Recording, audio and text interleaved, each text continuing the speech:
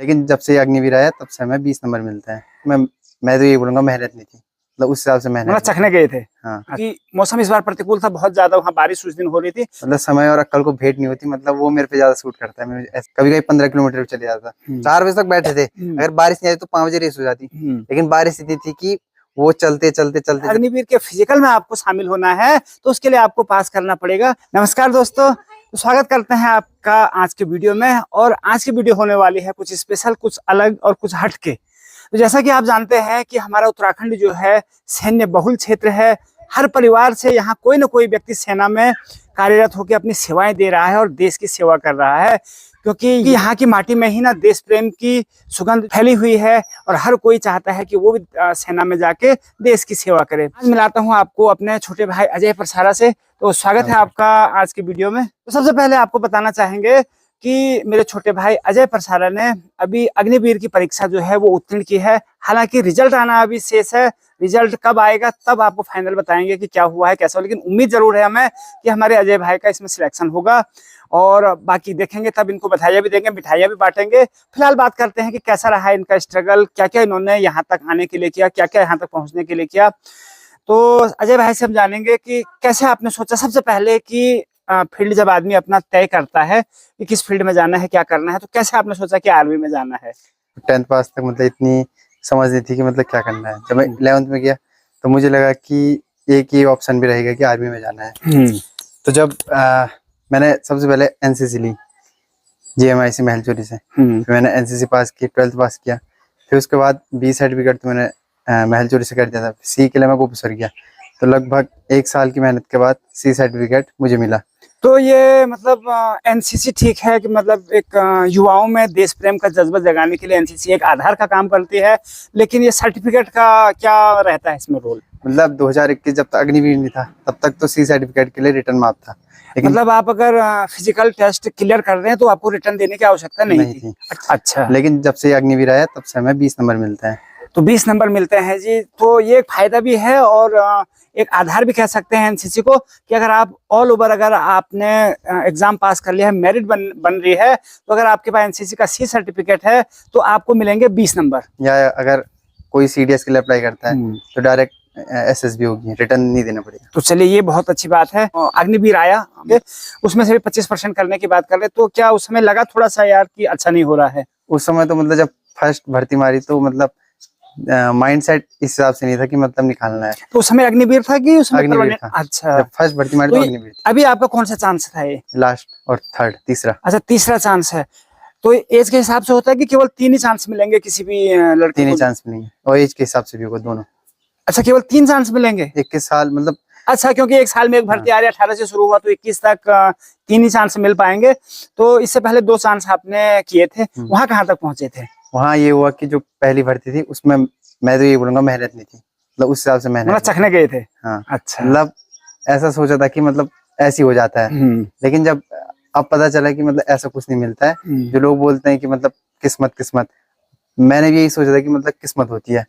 लेकिन मैं तो ये बोलूंगा कि 95% मेहनत होती है और 5% किस्मत। आदमी मेहनत ही नहीं करेगा तो किस्मत तो कुछ नहीं मिलता। बहुत अच्छी बात बोली है जो भाई ने, क्योंकि लहरों से डर के नौका पार नहीं होती और कोशिश करने वालों की हार नहीं होती। तो पहले चांस में आप दौड़ में नहीं निकल पाए और दूसरे चांस में आपने बताया कि लास्ट स्टेज तक, मतलब दौड़ में ही हुआ था लेकिन लास्ट स्टेज तक पहुंचे थे।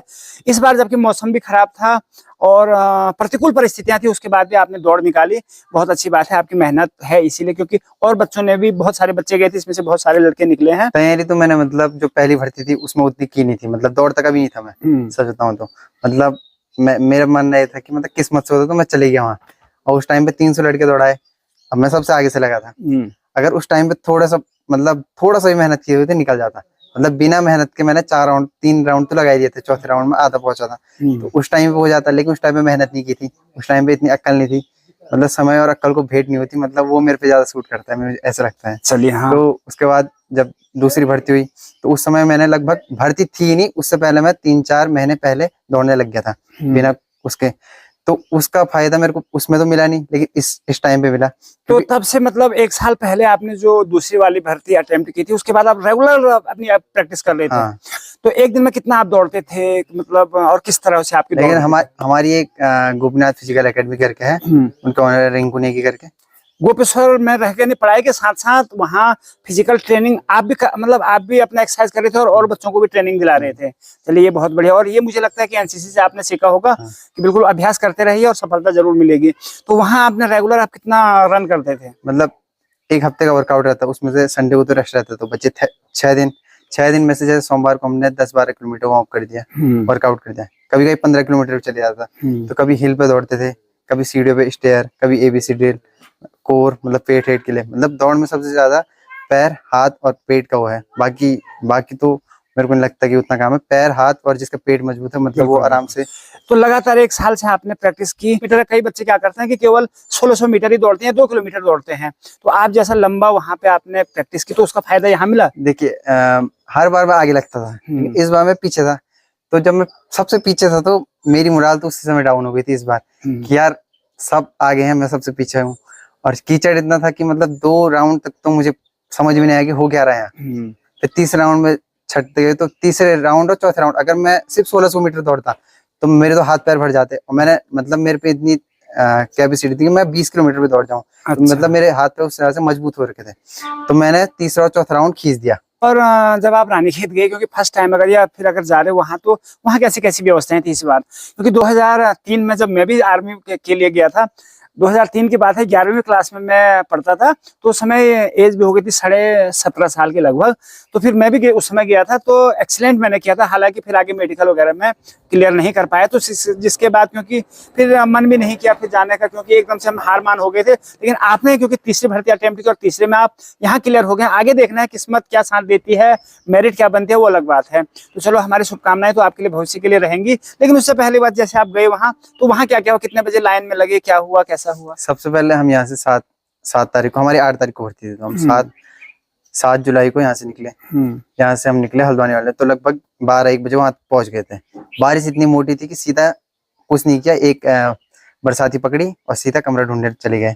फिर हमने पार्वती होटल में कमरा लिया। 1600 का कमरा था, हम 4 लड़के थे। 400 रुपए पर हेड। हाँ, उसके बाद तो मतलब वहाँ प्रशासन की तरफ से ऐसी व्यवस्था नहीं थी कि अगर लड़के ज्यादा आ रहे तो उनको कम खर्चे में कहीं रखने की व्यवस्था थी? स्कूल था, लेकिन स्कूल में ये था कि मतलब ज्यादा लोग थे, तो उस हिसाब से मतलब व्यवस्था हो नहीं पा रही थी। अच्छा। क्योंकि इंसान की बॉडी को रिलैक्स चाहिए, क्योंकि उसने कल दौड़ना है। ठीक है, तो आप वहाँ रुके, तो कितने बजे आप आर्मी ग्राउंड में गए? मतलब सबसे 11 बजे मैं निकल गया था रूम से। भले ही टाइम 2 बजे दे रखा था, लेकिन सबसे पहला लड़का मैं था जिसने मतलब गेट के अंदर। तो ये जज्बा है जी कि मतलब रात को 2 बजे का टाइम था, लेकिन हमारे भाई जो है 11 बजे पहुंच चुके थे वहां लाइन पे, और सबसे पहले एंटर करने वाले आप थे सोमनाथ ग्राउंड के अंदर। हाँ। अच्छा, तो चलो उसके बाद फिर उसके बाद डॉक्यूमेंटेशन हुआ। फिर फिर ऐसे बैठे रहे, ग्रुप बनाया उन्होंने 105 लड़कों का। लगभग 1100 लड़के थे, 1100 कुछ लड़के थे, 11 ग्रुप बने थे। तो उसका क्या हुआ कि 4:30 बजे तो बारिश नहीं आ रही थी, 5 बजे रेस होनी थी। 4:30 जैसी बजे बारिश आने लग गई सुबह। हाँ, मतलब रात को 11 बजे से बैठ गए थे और सुबह 4 बजे तक वहीं बैठे थे। 4 बजे तक बैठे थे। अगर बारिश नहीं आई तो 5 बजे रेस हो जाती, लेकिन बारिश इतनी थी कि वो चलते 3:30 बजे बारिश थमी। दिन 16 घंटे, मतलब रात को 11 बजे से अगले दिन 15 घंटे, लगभग 12 घंटे से ऊपर आप लोग बैठे रहे वहाँ पे। अब हमारा तो फर्स्ट ग्रुप था, तो हम 3:30 बजे, जिसका 11 ग्रुप होगा वो तो बेचारा लगभग 5-5:30 बजे दौड़ा होगा, तकरीबन 20 घंटे के बाद। तो वहाँ पे आर्मी के जो पर्सन थे उनकी तरफ से आपकी देख रेख की, खाने पीने की कुछ हल्का फुल्का व्यवस्था की गई थी? हाँ, एक केला दिया गया और एक मतलब बिस्किट, क्योंकि इतने सारे बच्चे थे तो इतना भी तो बहुत। आप अपना कुछ ले गए थे वहाँ खाने पीने के लिए? हाँ। तो अगर आप लोग वीडियो देख रहे हैं, कोई आर्मी की तैयारी कर रहा है और उन्हें जानना है कि अगर आप कभी भी इस तरह की भर्ती में अगर जाएं, क्योंकि परिस्थितियां वहां बदल सकती हैं, तो अपने पास इतना डाइट का अपने लिए कुछ ले जाएं, ड्राई फ्रूट या कुछ अन्य टाइप के, कि आपका 1 या 2 टाइम का आप उसको लेके कुछ एनर्जी आपको मिले। तो चलो, तो ये तो हमने बात की अभी तक कि आपने फिजिकल की ट्रेनिंग कैसे की। लेकिन उससे पहले बता दें कि अगर आपको अग्निवीर परीक्षा में, अग्निवीर के फिजिकल में आपको शामिल होना है, तो उसके लिए आपको पास करना पड़ेगा रिटन एग्जाम। तो ये रिटन एग्जाम भी आपने सबसे पहले पास किया। तो रिटन एग्जाम का किस प्रकार का पेपर का पैटर्न था, क्या क्या थे और कैसे आपके मार्क्स रहे? देहरादून एग्जाम था, मैंने 15-20 दिन पढ़ना शुरू किया, क्योंकि उससे पहले मेरे कॉलेज के पेपर चल रहे थे। तो कितने मार्क्स का जो पेपर था, कितने मार्क्स का? 100 नंबर का पेपर था। हाँ। लगभग मेरे 50 से 60 के बीच में आ रहे हैं। अच्छा, 50 से 60 के बीच में आपके आएंगे 100 नंबर। आपने मतलब कितने क्वेश्चन अटेम्प्ट किए थे? 30 क्वेश्चन अटेम्प्ट किए थे, और एक क्वेश्चन था 2 नंबर का। माइनस मार्किंग थी 2 पे 1। हाँ, तो 50 से 60 के बीच में अगर आपको कॉन्फिडेंस है कि हाँ। आपको 25 क्वेश्चन तो आपके सही होंगे ही होंगे। नहीं मतलब मैंने तुक्के मारे नहीं, मतलब जो 30 के 30 मतलब सही होंगे, लेकिन उसमें से भी ये हो सकता है कि फिर भी एक हो दो। सकता है, हाँ। तो एक दो आप कम करके मान के चले तो 50 से ऊपर आपके मार्क्स आएंगे। और फिजिकल में कितने मार्क्स बने हैं आपके? 88। फिजिकल में बने हैं 88 और 50 ही आ जाते हैं तो टोटल मार्क्स हो गए 138 और 20 नंबर मिलेंगे आपको एनसीसी। एनसीसी के। तो एनसीसी का फायदा यहाँ मिलता हुआ नजर आ रहा है जो भाई को। और अगर लास्ट ईयर, क्योंकि इससे पहले 2 या 3 भर्तियां हुई हैं अग्निवीर की, तो उनकी मेरिट क्या रही है? मतलब जो मतलब साथियों से पता चल रहा है जो अभी आर्मी में है, तो इससे पहले की तो 145 गई थी, उससे पहले की 140 गई थी, और इससे पिछली बार उन्होंने लिए थे 1600 लड़के, लेकिन इस बार 1000 लड़के भी नहीं रखे रेस में, क्योंकि स्थितियां। तो मतलब अगर 150 के लगभग 150 से नीचे ही मेरिट बन रही है, तो अगर ऐसा है तो अजू भाई का नंबर बिल्कुल आने वाला है। तो उम्मीद करते हैं कि इनका बहुत बढ़िया परीक्षा परिणाम निकलेगा और भविष्य के लिए आपको बहुत बहुत शुभकामनाएं। क्या कहना चाहेंगे जो अगर और लड़के अगर तैयारी कर रहे हैं भविष्य की, मैं तो ये कहूंगा कि मतलब जो प्रोपेगेंडा फैला रखा है, मतलब नाम का कि मतलब 4 साल की भर्ती है, अग्निवीर है, सबसे पहले तो मतलब 4 साल की तो है, लेकिन इसमें ये नहीं है कि सब 4 साल बाद घर आ जाएंगे। जिसमें क्वालिटी होगी वो तो वहीं रहेगा, जिसमें और जज्बा होगा वो 4 साल बाद घर आके जो इनका मतलब आर्मी का कोटा रहेगा उसमें भी मतलब उत्तराखंड अलग कोटा देगी, जैसे सीआरपीएफ दे रही है, तो अच्छा, इसमें भी आप मतलब निकाल सकते जो हैं। रिजर्वेशन अन्य जो सेंट्रल पुलिस के जो बल है उनमें आपको मिलता रहेगा। चलिए ठीक है, तो बिल्कुल सही बात। आप में जज्बा होना चाहिए, आपको काबिलियत होनी चाहिए। 4 साल क्या आप अगर वहां करेंगे तो बड़े से बढ़िया प्रमोशन लेके 20 से 25 साल आप नौकरी करके आएंगे। तो हमारी बहुत बहुत शुभकामनाएं आपको। धन्यवाद।